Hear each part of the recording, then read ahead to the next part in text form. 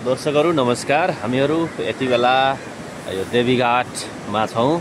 यो नुवाकोटको देवीघाट यो चाहिँ त्रिशुली र तादी खोलाको सङ्गम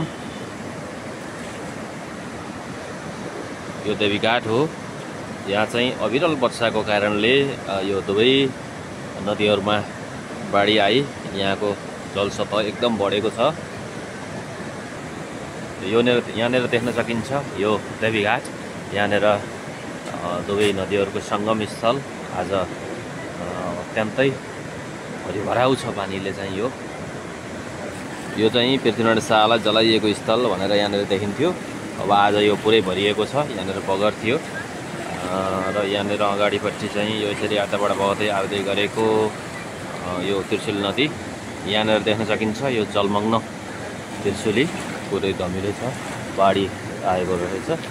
र यहाँनिर यस नदीको छेउसम्म यसरी यहाँ जाल्पा मन्दिरसम्म बाढी आएर यहाँ बालुवा थोपरिएको छ र देख्न सकिन्छ।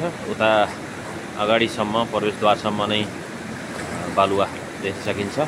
स्थानीयको अनुसार यहाँ राति बाढी पसेको थियो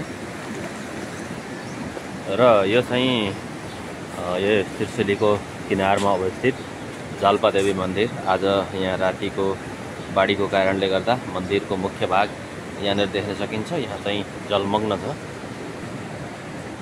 यो जलमग्न मन्दिरको भाग र यहाँनिर चाहिँ स्थायी रूपमा यो माथि बनाइएको रहेछ यस स्थानमा पूजाआजाको लागि।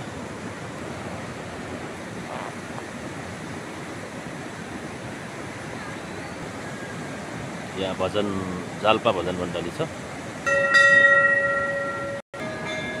यो तल रसाउने भएर नै त यहाँ माथि बनाएको होला नि त पहिलेदेखि।